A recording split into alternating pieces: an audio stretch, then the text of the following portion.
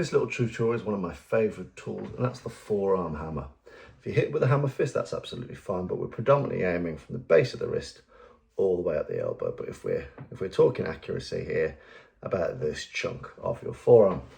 Now, forearm hammer essentially follows the same trajectory as using a blade. So if I pull this little blade here, if imagine I was going to cut diagonally down the neck, I might cut like so. And you'll see kind of a small circle. If I was going to cut a small circle, like a train engine, in, cut, small circle, cut, small circle.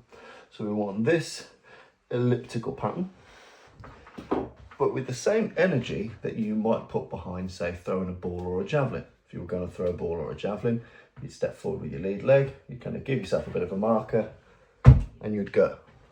And the delivering mechanism is the last thing to fly. A step, my hips go, my foot goes, and I throw the item. If you practice throwing an imaginary javelin, you'll get the idea. So that's me transferring mass forward. Mass forward. And that's essentially the two things we're combining with this forearm hammer. And we're looking to hit anywhere along this neck. Now, whether it hits kind of arterially here, whether it clocks them alongside the jaw there, whether because of the air reaction or your position, you get some more towards the back of the neck or the spine. Often that's in the hands of the gods. You've got essentially two L-shaped places either side of your head, these two L's. And if I crack something on either side of them, it's going to hit something useful. Jaw, temple, run along the ear, run along the sides of the neck. It's going to hit something useful in those two areas.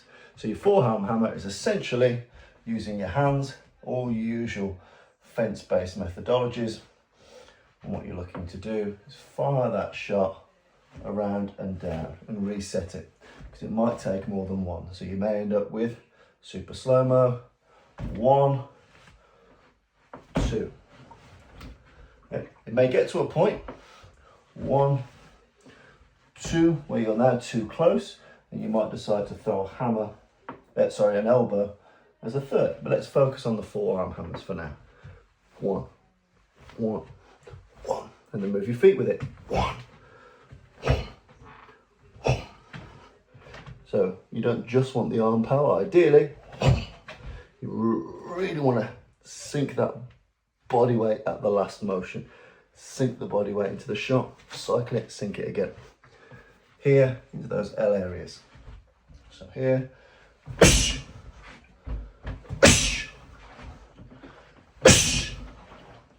On the other side.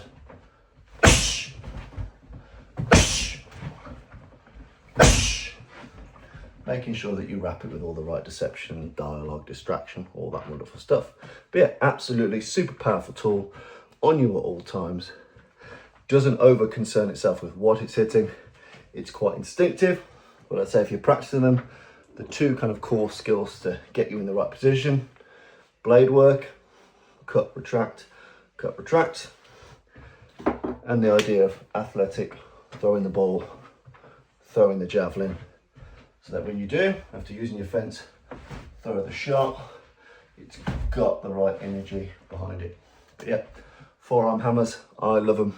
Easy to learn, easy to maintain, high impact, high damage, low risk to the self, an absolutely fantastic tool. So make sure you get on them.